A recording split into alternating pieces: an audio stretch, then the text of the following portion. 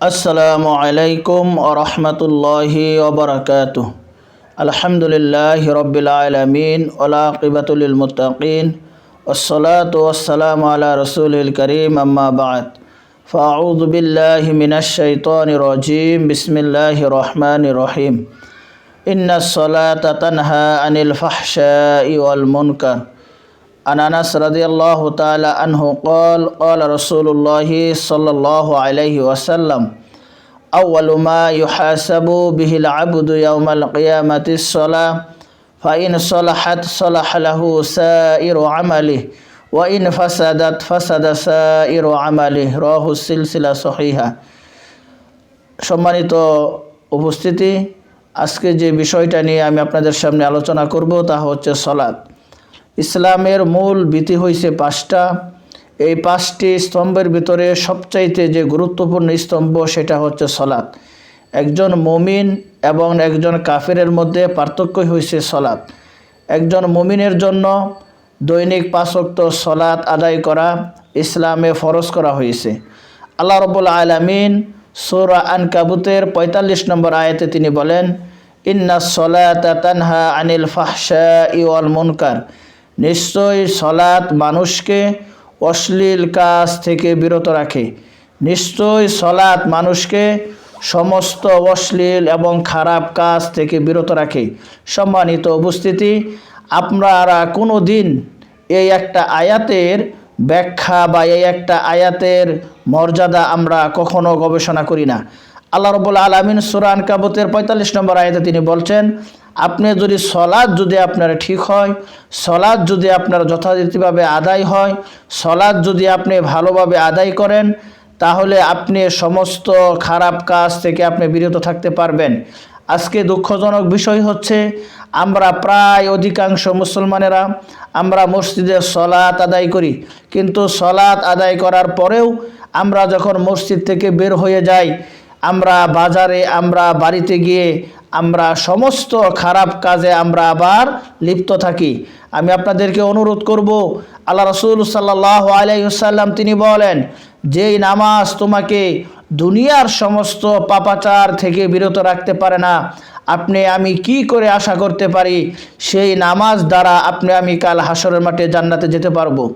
আল্লাহ রাব্বুল আলামিন সূরা মাউনে তিনি বলছেন 4 নম্বর আয়াতে, ফাওয়াইলুল লিল মুসাল্লিন আল্লাযীনা হুম আন সালাতিহিম সাহুন।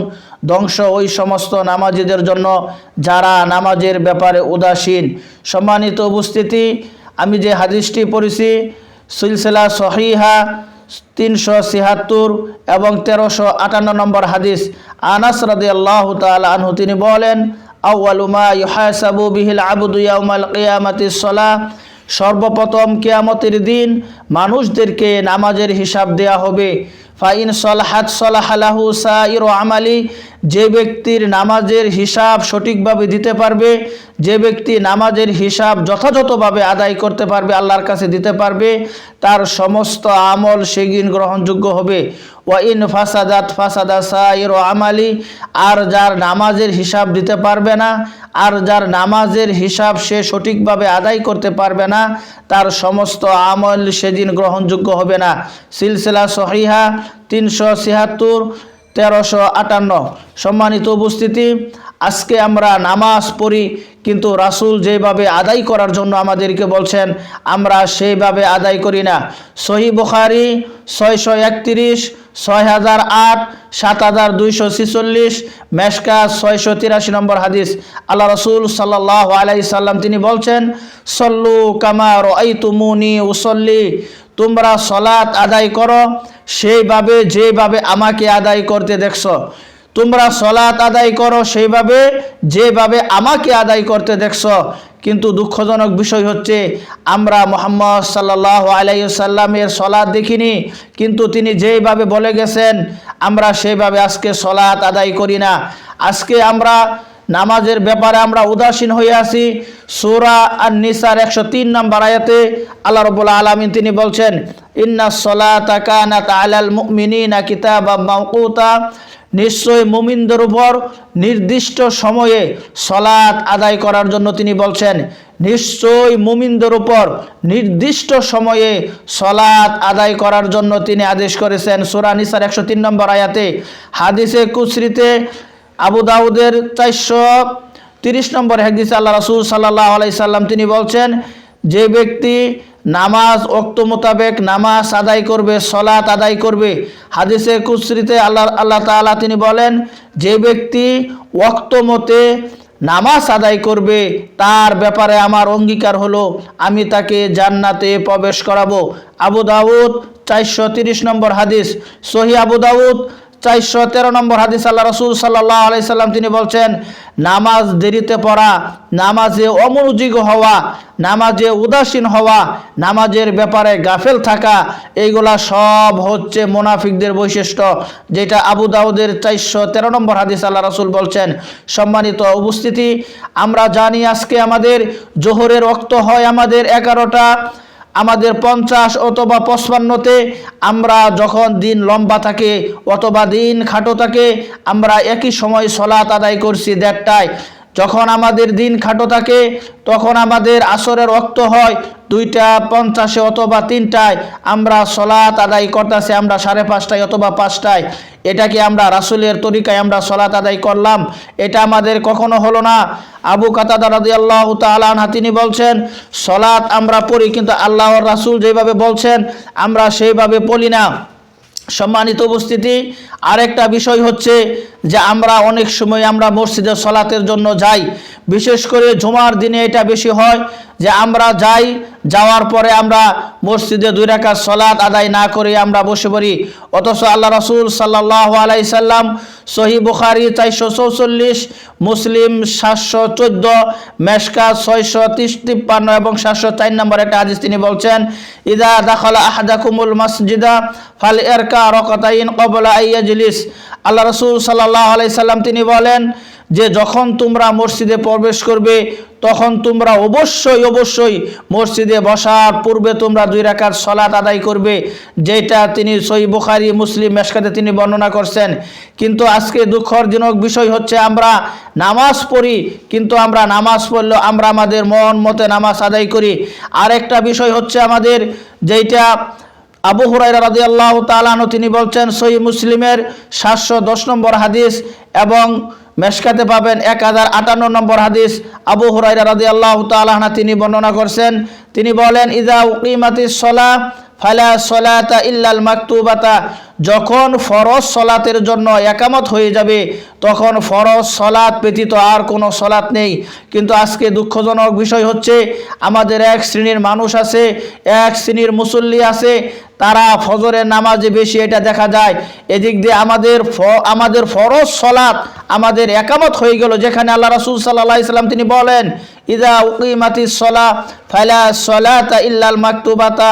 যখন ফরজ সালাতের একামত হয়ে যাবে তখন ফরজ সালাত ব্যতীত আর কোনো সালাত নেই। কিন্তু আমরা দুঃখজনক বিষয় হচ্ছে এদিক দিয়ে ফরজ নামাজ হচ্ছে আমরা কি করি না, আমরা নামাজ ছেড়ি না, আমরা সুন্নত পড়ি। এটা কখনো ইসলামে সম্মতিত করে না, যেটা সহিহ মুসলিমে আপনি প্রমাণ পাবেন 710 এবং মুসলিম মেশকাতে পাবেন 1058 নম্বর হাদিস। বিশেষ করে আমাদের হানাফি ভাইরা আমাদের ফজরের সলাতে 2 রাকাতের সলাতে তারা কি করে বেশি গুরুত্ব দেয় সুন্নত নামাজে। আমি অসংখ্য মানুষদেরকে দেখেছি যখন তারা ফজরের নামাজের সময় হয় এদিকে ফজরের নামাজের আমাদের ফরজ নামাজ চলে, এদিকে আমরা কি করি না সুন্নত নামাজ আমরা আগে পড়ি।